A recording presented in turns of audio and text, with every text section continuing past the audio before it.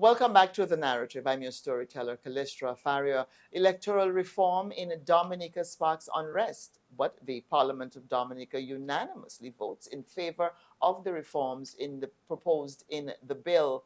In Dominica, the issue of electoral reform has been a talking point for the opposition for years. They are saying that the country is operating with a dirty list, a list that is bloated and has people on it who ought not to be. They also have concerns about Dominicans living abroad being brought in by the plane load to vote and being brought in. They're accusing the Labour Party of Prime Minister Roosevelt Skerrit of doing that. And they have concerns there. A major concern as well is that of campaign financing. There has been concern that about the source of funds for campaigns. And yesterday, Dominicans took to the streets and clashed with police while the bill was being debated in the Dominica Parliament. No one was arrested, but the unrest continued today, I understand, in the community of Salisbury, where residents there blocked the road to prevent someone from being arrested by the police. Victor John, the former MP for Salisbury, from being arrested. Police came to his house to arrest him. He was part of Wednesday's demonstrations. And joining me now on The Narrative is Dr. Thomson Fontaine. He is the leader of the United Workers' Party of Dominica. And he is also one of the people who is saying that the bill for electoral reform did not go far enough. It does not contain enough checks and balances to ensure free and fair elections in Dominica. Welcome to the program, Dr. Fontaine. Thank you very much for having me. It's my pleasure. Well, based on the opposition's lobbying and advocacy and protests over the years, Dominica has certainly come along. We're actually taking a bill to Parliament, and it was unanimously passed. I think I saw a member of the opposition saying that you've got to start somewhere in justifying why he was supporting a bill that at that moment opposition forces were outside protesting quite loudly. Why does the opposition continue to say that while Prime Minister Skerrit has taken this big step of electoral reform with this bill that is being passed into law, that it has not gone far enough? What is missing? Because it talks about ID cards, it talks about reconfirmation of people on the list and a few other things. What is the issue now? Main concern that we have is the fact that the legislation does not address one of the major problems that we face with our electoral process in Dominica. Dominica has a population of approximately 70,000. We have a voters list of about 75,000. And the new legislation allows for that voters list to be the one that is in effect during a period of reconfirmation. Now, on that list, Matthew, there are persons who've been away from Dominica for over 40 years. There are persons who are dead. There are persons who no longer reside in Dominica. And what it allows for is that you simply need to reconfirm that the name on that list is in fact yours and that you reside in a constituency 20 or 25 years ago. It also allows for the Prime Minister to call an election at any time during the reconfirmation period. And if that happens, what would be used in that election is the original bloated voters list. That is a major problem because the CCJ had ruled in 2019 that one of the major taints of our electoral system was that bloated voters list. And they went on to say that Dominica should never, under any circumstances, ever have another election using that particular list of voters. So we view this as a very serious problem. What it will in fact do is that it will allow the Prime Minister to behave as he's always behaved, which is to look at the voters list, go overseas, and given our very small constituencies in Dominica that can be moved by very small margins, For example, in the 2019 election, where we won 6 seats, we lost 4 seats by a combined 120 votes. 4 seats that were lost by a combined 120 votes. So this legislation allows the Prime Minister, as he has done in 2019, as he did in 2014 and in 2009, allows him to go to the diaspora, find out from the diaspora persons that can come in to marginal constituencies and win those constituencies. So that will not change with this legislation. And that is one of the major problems that we have. And we are saying until and unless that changes, we will not support the legislation. And the other issue has to do with campaign finance reform. Dennis Byron, who was the one who did the report and who made many suggestions, suggested campaign finance reform because we have seen the government of Dominica again in 2009. The records showed that they used over $14 million to charter flights on the day of elections to bring people into Dominica. And there is absolutely no mention in the legislation of campaign finance reform. So the others we can live with, but those two critical areas are not addressed, and that is a much cause of concern for us. So you're saying even with this new law, it's business as usual based on how you feel the elections have been conducted, and despite concerns by observer missions for those particular that the particular area of the voters list. What happens next? We saw what was announced the day before as a peaceful protest against the bill break down into a clash between protesters and the police in Dominica. It certainly was something to watch. Yes, it was, and it's very unfortunate because we initially went, we had a peaceful protest. When we arrived there yesterday morning, we found that the whole place was barricaded with police barriers set up in every from every direction, which effectively prevented us from getting close to the parliament. So already persons were agitated. However, for the most part, the protest was peaceful. We were singing songs. We were talking about the government should go and so on, and because we were very far away from the parliament. At about 2 o'clock in the afternoon, some protesters who were very much discouraged with the fact that the law appears to be going through in parliament attempted to shift those barriers. In the process of shifting the barriers, there was a small tussle between the police that were on the other side of the barriers. And in any normal policing work, you would have expected the police to just control that situation. Instead, they immediately escalated. As soon as that happened, the riot squad that was backed up a few meters away came in with began to fire rubber bullets. And in response to those rubber bullets, obviously persons now began to send projectiles at the police. And that is how this whole thing escalated.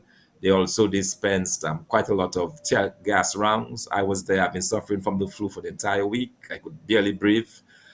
Several persons got injured, including, by the way, the gentleman. I noticed you said earlier on that no one was arrested. The fact is, we know of 3 persons who have been arrested, including 2 yesterday, and one of those was actually assaulted by the police. There is video. I did not see it happen, but I saw the video afterwards of him being struck in the head by a police officer while he I, was I, walking I, I saw that peacefully. video. So that You would have seen gentleman that was video, right? subsequently arrested.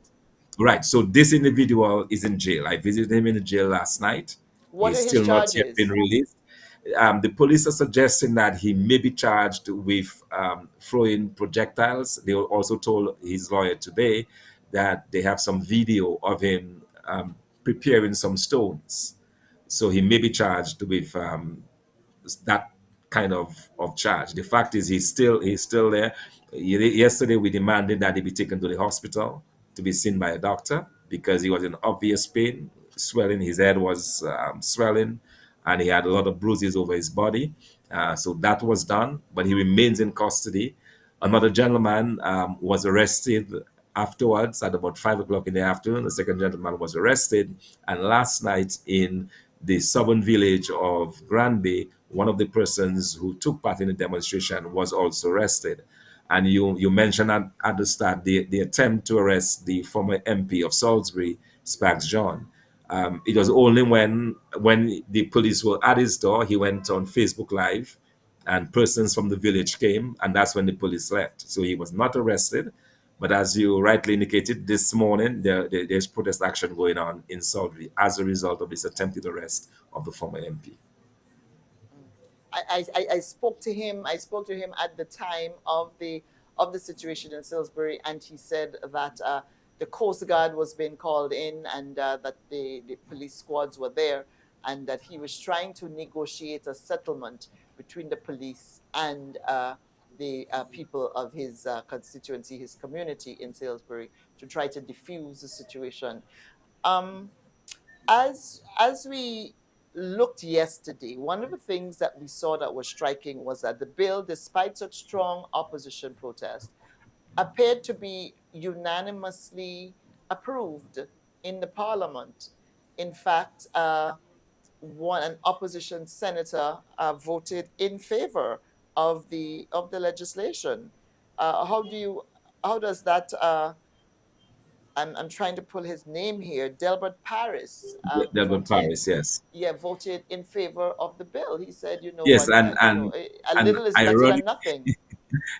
ironically, Delbert Paris is my deputy. He's the deputy of the The party. deputy He leader of the UWP, deputy yes. leader of the party. He is also, when he became senator, he was not yet a member of the party, because you may recall that we boycotted over the same electoral reform issues. We boycotted the 2022 elections. Mhm. But he came in there because he was made a senator by one of the two independent candidates who contested the elections. What he explained was that there was an expectation on his part that the bills would be presented separately, because they are three separate bills: one dealing with the registration of electors, one dealing with the House of Assembly procedures, and the other dealing with the chief elections officer. Paris, like ourselves, have no issues with the House of Assembly and the elections officer part of the act. These were for those two pieces. We thought these were okay. The issue we had concerning campaign finance and the voters list has to do with the election of the electors list, the registration of electors portion of the bill. So, according to his explanation, when it was presented, it was of the view that they were going to do separate calls for votes on the separate pieces of legislature. He did not realize at the time that when it was announced, they announced the three of them. And having supported these two pieces of legislation, he said yes, not realizing that that was the end of it. So that is how he has explained it. And part of it has to do with the fact that he's a new senator. Not too familiar with the proceeds of the House. But if you heard his contribution to the House, he was very clear that he had reservations about it. He proposed several amendments to the pieces of legislation. Those amendments were rejected, and as such, he had no reason to support that part, in particular the one I explained having to do with the voters list. So he basically made a mistake, He is made a what you're mistake. saying? That's what it is. I believe it was a genuine mistake, and part of the confusion as well, and also the fact that there was a lot of pressure within Parliament, pressure to get this done as quickly as possible, because there were reports that the protesters on the outside were trying to get in, and all of those concerns were being expressed. So I guess a lot persons were not really thinking straight, and only himself and one government minister actually spoke on the bill before it was passed. So it showed the kind of confusion and disarray that was in the house during that period. Now, the UWP boycotted the last elections. Your reason, the lack of electoral reform in Dominica. Now you're saying the bill has not gone far enough. The critical issues that you are concerned about, campaign financing and the voters list, not addressed in this legislation that has been passed. How do you intend to go forward on this? I can't imagine the UWP deciding we're never going to participate in another election. And you would have to So win in order to make the to changes that changes. Yes. that you think Mhm. are best for the country as far as electoral reform is concerned. Yeah, that's true. But also, the prime minister can repeal the legislation. Do you So think we he are going would? to mount a campaign for that to be repealed. And I believe that the force of the moral argument is with us, in the sense that it has not really corrected the major problem that we have in our system. And it's clear for everyone because when we explain to people the way the elections have been won, when on the day of election you can charter, you can bring people via charter, you bring them into the airport, you bus them out to the polling stations, then you bus them back to the airport and fly them out on the same day, and you change the results in a particular constituency, and we have a lot of issues in Dominica, and our whole elections process is a problem. We have small constituencies, some constituencies has as little as 1,000 voters, and with 1,000 voters, you can see how easy it is to manipulate one side or the other. So because of that, we really cannot accept this legislation, because what that would mean is that it will condemn us forever to be in opposition, especially when we know that we have the support of the majority of Dominicans on the ground, given the state of the economy, given the issues that have been faced, and also, quite frankly, there is labor fatigue. This government has been in office for close to 25 years. The people are fed up. They're not seeing any kind of development per se in the country. Our young people are leaving the island in droves. The economy is in a state of perpetual collapse, and very little is happening.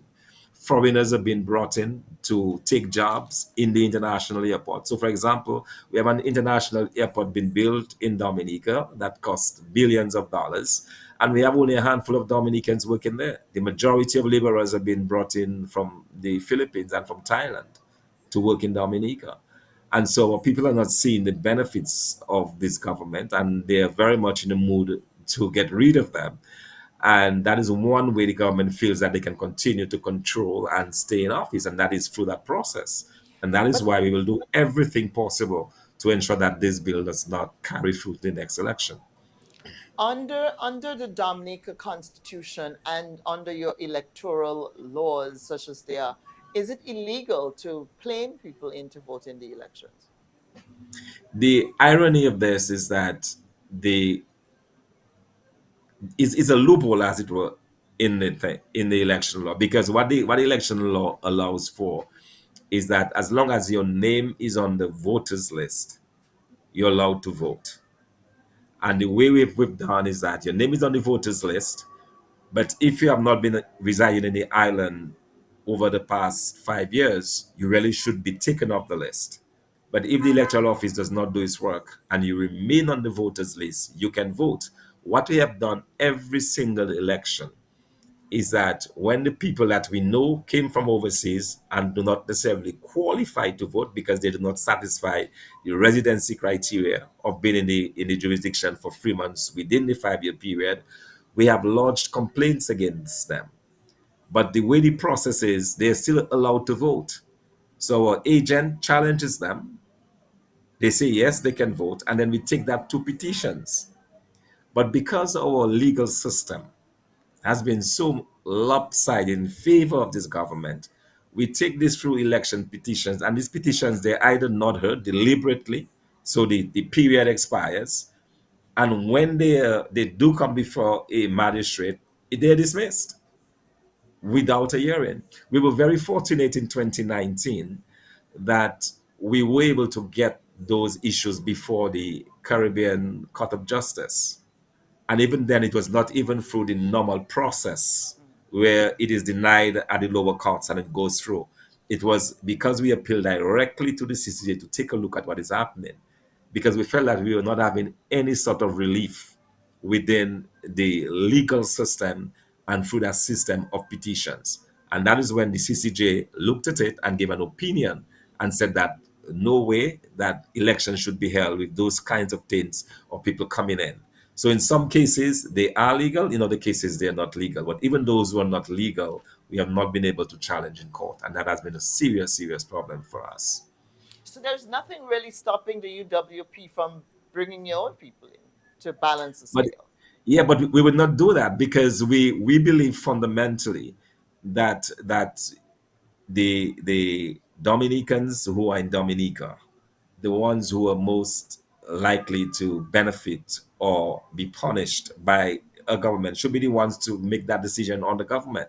I honestly don't believe that persons who are residing full time in the United States or elsewhere can come and do this because they go back to their great lives overseas, and people are in misery in the country. And also there was also an issue of cost. The obscene amount that is required. I'm talking about millions and millions of dollars, monies that obviously as an opposition party we do not have. But even if we had those monies, I would still have morally, I would still have an issue with going to the diaspora and bringing people in the way this government has done. I think it is wrong. If somebody feels so much that they want to be a part of our system, they can pay their own way and come and vote. Or alternatively, the government should allow for everybody in the diaspora who wants to vote and who qualifies. But that has not happened. Do you think that with the new law, the new legislation now providing for ID cards, picture ID cards with unique registration numbers, do you think that will help in any way in the protest that you raise on specific names of people who come in, that now now you're able to verify voters by the card, that you're able not to pinpoint people who ought not to who have not fulfilled the residency requirement for voting in Dominica? Yeah, but herein lies the problem. This residency criteria is now out the window. It is now gone in this new legislation because persons who are on this list who do not ordinarily qualify because they're not ordinarily resident in Dominica, they can now reconfirm themselves. And once they're reconfirmed, they get an ID card. So, for example, someone who lives in the United States and has been away for 40 years, but the name is still on the list, they can come to Dominica, make a one-time trip to Dominica, confirm the name on that list, and having been confirmed on the list, they get an ID card. They go back to the United States, and then whenever elections are called, they can now be called upon to come down and vote. So that defeats the entire purpose. So there is no longer the residency criteria. And that's the reason why this thing we're saying that this legislation is extremely bad because it allows, even where you have ID card, it's useless, it's meaningless. Because now people who really should not be on this list, if you had, say, a re-registration, for example, where you do away with the old list and now you re-register according to the residency criteria, then that would take care of that problem. This problem is not cured, it is still there. It is still a vexing issue for us. So what you're calling for is to quash that list and have a re-registration of all who Absolutely. qualify to be an elector in Dominica. Absolutely. And that was done in Antigua in 3 months. Antigua has a population twice the size of Dominica. And they were able to do that in about 3 months in Antigua and Barbuda. So we're saying that would take weeks in Dominica to be done. And yet the government chose the way of reconfirmation because, as I said, their model for winning has been to identify persons who are really, quite frankly, out of touch of what the politics in Dominica. They don't care. On the day of election, they receive $1,000 to come to Dominica. Imagine you're given $1,000 just to come to Dominica for one day. You get a chance to probably say a quick hello to your family, and you go back to the United States 1,000 US dollars richer. So a number of persons are prepared to do that. They're not even considering the whole election process type of thing. They're so, hey, we're giving you $1,000 and a free ticket, a free flight to Dominica. You'll spend a few hours in the country, and a number of persons fall for that, and without thinking, without a conscience, without understanding the tremendous harm that has been done to the country by their actions. But that is the way it is, and this legislation legitimizes that, and that is our concern. Did a court not vote that there was not sufficient evidence to prove some of the opposition claims about electoral fraud, malfeasance, and such like? No, the courts never. The only petition that went through to the court had to do with the citizenship of the prime minister. The prime minister at the time, Dominica's condition is very clear. You cannot be a prime minister if you have dual citizenship. The prime minister at the time of his election was a French citizen.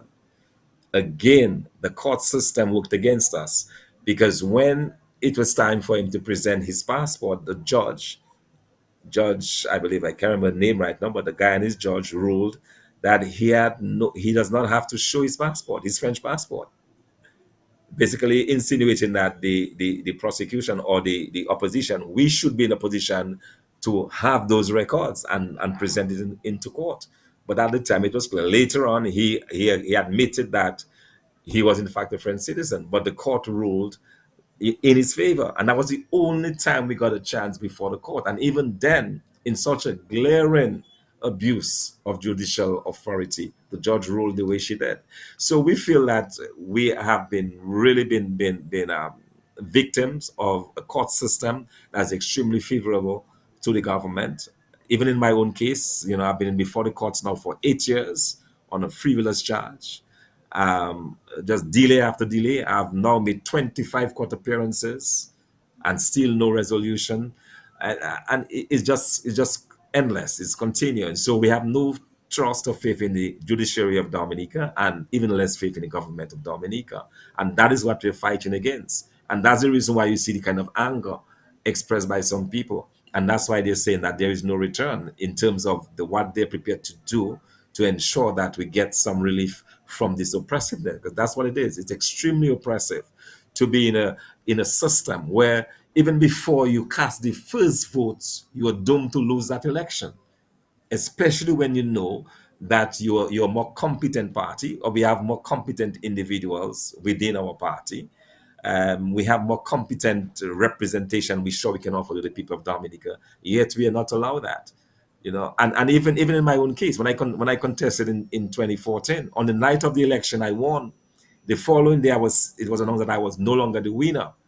When we went through the recount, 21 ballots that were rejected were against me in a polling station where normally you have one or two small ballots. In that particular year, 2014, there were 21 ballots that went against me. That's the lengths to which the government has been going to corrupt the system and to ensure that they remain in office. And we're saying we're fed up of this, and we'll do whatever is within our means legally to ensure that this no longer happens or continues in Dominica. Should the UWP and other opposition, those opposed to the electoral reform as has been passed now, should you fail to have this legislation repealed or amended to have more favorable terms in it, do you see the UWP staying out of the next general elections as you did in the last one? This is a question that has been posed repeatedly to me as a leader of the party, and I'm of the view that we've already taken that action of staying away from it, and then doing it again is necessarily going to have a different result. So for us, the important thing is to continue as we're doing now, to win hearts and minds, and then to do our best to override whatever advantage the government may have. And we believe that we're in a position to do that. But at the end, given the unlimited pockets of this government, they spent 20 million last election in 2019. They have endless resources because of the CBI funds, which we have now successfully taken, in front of the courts. But that is the kind of issues that we are facing, and sometimes we feel that our Caribbean or CARICOM neighbors are not paying enough attention to what is going on in Dominica. They have the reports of the CARICOM mission. Every election they send CARICOM observers. They report on the taints, on the issues, on the problems that we have, and not a word from CARICOM. Instead, what we see is, as has happened now, the Prime Minister of Barbados and others sending RSS troops to Dominica to bolster this administration. Just to go back a bit, you said you challenged the use of the CBI funds in court successfully. Is that what you just said a while ago? Yeah, we challenged it. So what we've done in January of this year, we hired a very experienced attorney from Trinidad, a senior counsel from Trinidad, and we brought suit against the government demanding accountability for the CBI funds, as well as the contractual arrangement that they have with MMC. MMC controls all of the resources that comes through the real estate option. They're the ones that are quote unquote providing the money to build the international airport. So we wanted to have the court get a declaration on this. When we brought that before the court, the government immediately moved to have the case dismissed on the notion, on the grounds that the High Court judge, had no jurisdiction to hear the matter, and also on the fact that the person in whose name a member of our party who brought this could not do it because that was considered to be a frivolous and had no public interest. The court, I just came from court this morning, the court ruled thankfully in our favor on both counts, that in fact, under our constitution, the court was competent to hear the matter. And secondly, the gentleman in whose name the case has been brought has legal standing to bring that case, and that the case will now go forward. And our next hearing is in May of this year. Hmm, all right. Well, Dr. Fontaine, I want to thank you so much for joining me here on The Narrative to discuss this matter. And best of luck as you seek to get the changes that you feel are best for the country of Dominica when it comes to electoral reform. Thank you so much for joining me, sir. Thank you, and thanks for giving us the opportunity to reach out to the public in Grenada about our plight here in Dominica. Much appreciated. All the best. Thank you. Thanks. This is The Narrative, as on there with Dr. Thomson Fontaine. He is the political leader of the UWP in Dominica, and they are leading opposition against the electoral reform in the country. First, they were demanding electoral reform. That has happened. A bill was passed in Dominica's parliament this week on Wednesday. And but the opposition is saying that this bill has not gone far enough. It has failed to address the issue of campaign financing, and it has failed to address the voters' list. The new legislation calls for a reconfirmation of those already on a list that the opposition says is tainted, rather than a re-registration. The opposition calling for a re-registration. The UWP boycotted the last elections, saying that they would not participate under such circumstances. Dr. Fontaine just saying now that they've done it before, it did not bring results, so it's unlikely that that will be another tactic going forward. But they will be trying in other ways to have this legislation that is newly minted repealed in Dominica. Rules governing elections in Dominica be put in place. And we also heard that 3 people were arrested within the 24 hours of the protests in Dominica. The police used rubber bullets and tear gas against protesters who attempted to break through a barricade that was set up to prevent the protesters from getting into Dominica's parliament on Wednesday. 3 people arrested, and on Thursday morning in Salisbury, Victor John, the police attempted to arrest him on Wednesday evening. His constituents came out on Thursday morning to say that they would not allow the police into the community, and John himself was seeking to broker an agreement between the police and the residents, as far as in our conversation that he said that to us. We'll continue to follow the developments in Dominica regarding electoral reform and the protests that are happening there as a result. More when we come back.